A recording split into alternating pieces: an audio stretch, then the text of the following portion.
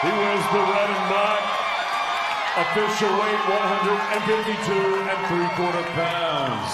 Young professional, record perfect. 3 fights, 3 victories, all 3 wins coming my way off knockout. Ladies and gentlemen, please welcome the 2024 Olympic bronze medalist, proudly fighting out of his home of Orlando, Florida, Omari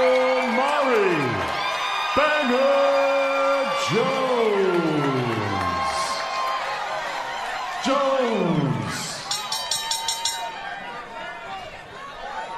Thank you, guys. Everybody want to see a good Pelé, okay? Touch him up, respect the rules. No one has lasted past the 3rd round against Omari Jones, but maybe Metu's the guy to do it. I asked him, where does he get his success from? This is Metu, and I'm quoting here. He said, I don't drink, I don't smoke, and I don't have sexy time. Sounds sort of your philosophy too, right?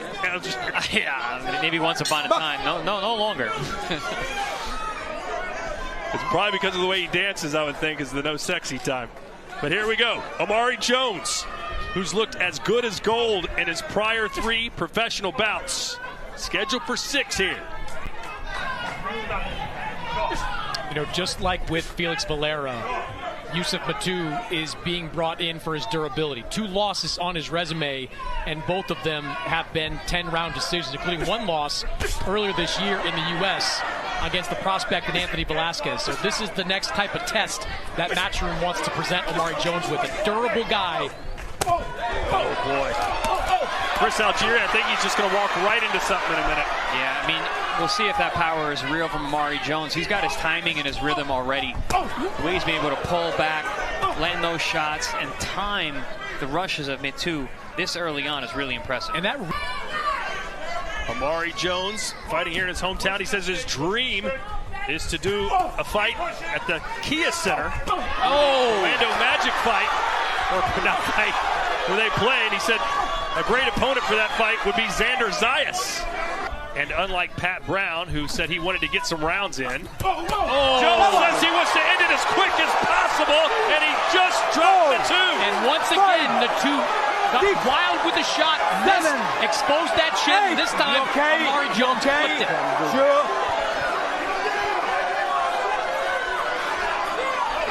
10 seconds to go here in the 1st round. Todd, you said it. You thought he was going to run into a shot, and he sure did.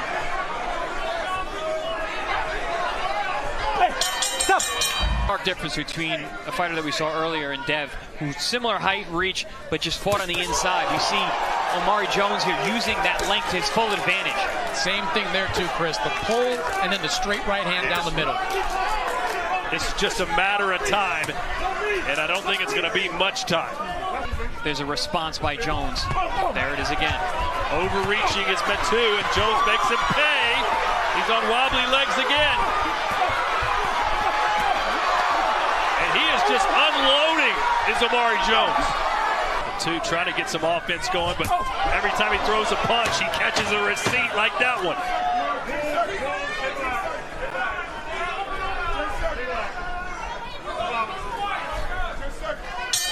Cross passes again. Well, within Matchroom, they certainly have hope that they can get there at some point down the line. Metu. The delayed reaction shot. His eye is swelling fast. 5, 6, a shot 7, right to the left eye. I don't know if he got poked in the eye, if it was a straight punch. Referee gonna wave it off. Stop. I don't know. Look, I don't like it when a guy gets up that late, but I heard 8 from the referee. I never heard 9. I think the referee figured, and a lot of referees do this, they go, oh, well, he's not going to get up, I'll just wave it off. Why they don't want to count to 10, I'll never know. No argument for Metu either way. He's blinking that left eye, and it's swelling in front of our eyes. And no argument that Omari Jones appears to have the goods to be a real player in this sport as he improves to 4-0 with 4 knockouts.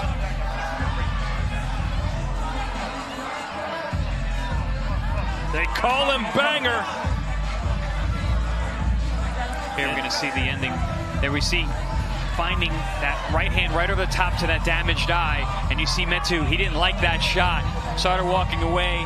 chose to take a knee. Good chopping right hand right after the jab. Then you see him blinking that eye. Well, you hope it's not an orbital bone issue. I mean, the way that it was swelling, it's very possible. It was swelling very, very quickly. You see him squinting that eye, chooses to go down. And as you guys mentioned, he got up at 8, but when the ref waved it off, there was no complaint. Yeah. No resistance, no fight left in Metu at that point.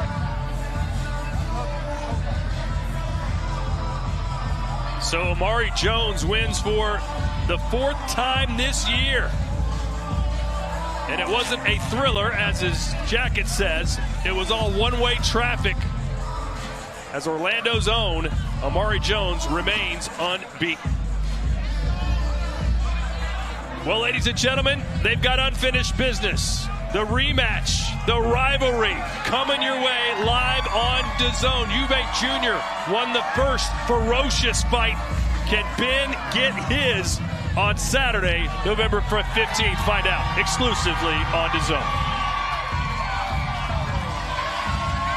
Let's send it into the ring and David Diamante.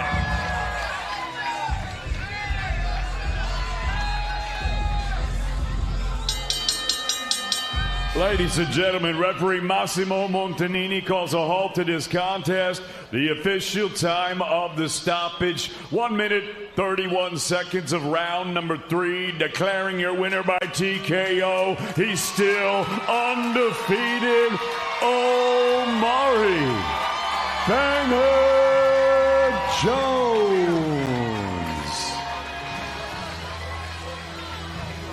And they'll cue up the Michael Jackson music again. And he's feeling the flow. Omari Jones. Chris, your final thoughts on this one? Super impressed with this kid. You know, the big question was, like, is the power real? We've been surprised at how powerful he was because he's such a sharp amateur. He had those first 3 knockouts. Now he's fighting at full-fledged at 154. He had 10-ounce gloves tonight. He's like, oh, is the power going to be there? We got our answer. The power is real. Chris Mannix is with the winner. Well, Omari, congratulations. You came out to Michael Jackson and you put on a show in your hometown. How'd you feel about that performance? I felt great. Felt great about that performance. Came out, you know, with my rhythm, Michael Jackson Thriller, so that was a theme for this one. But first off, I want to give all glory to God for this victory. Without him, none of this would be possible. I want to thank my family, my coaches, my whole team, and I got to thank Eddie Hearn and Matchroom for putting me on another platform in my co-main event right back here in my hometown, Orlando, Florida. Let's go. Not a lot of tape out there on Metu, but you knew he was durable coming in. His 2 losses had been the 10-round distance. What were you seeing from him early on? Early on, I just saw he was, you know, ready to come with aggression, and he came with that. And the first round, I landed a hook, and it was something that we worked on. He was leaning in with the overhand, and we check it with the hook. So everything we worked in practice, it came to fruition. It seemed like you were breaking him down round after round, but the finish sort of came out of nowhere. Did you feel what kind of shot you hit him with? Well, it was also something we worked on in training, the double hook. We know he reached, and we practiced on that, and it all came in to what it was supposed to do. You know, you came into the pro ranks as more of a boxer puncher, but that's 4 wins, all 4 by knockouts. Have you surprised yourself with how much power you've shown early? Not really, because it's something that we worked on in the gym. I'm just known as a boxer. I love to box, but if I can get him out of there, like I told y'all in the fighters meeting, I'm going to get him out of there. 4 fights, 2 here in Orlando at the Caribe Royale. How does it feel to be getting these fights in your hometown?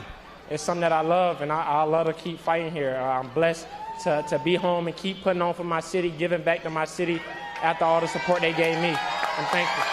Congratulations, Omari. Thank you. Eddie, let me ask you quickly.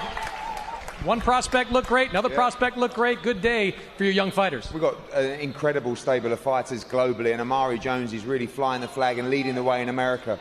You know, we saw what he did in the Paris Olympics, and you're right, you know, he came into the pro ranks renowned as a great technician. What we're seeing is tremendous power. That guy, just his 2 defeats come against experienced prospects who are 17, 16 and 0. You know, went the full 10 rounds and he dismantled him with ease. I mean, he's a world-class talent. I believe he's a future world champion as well.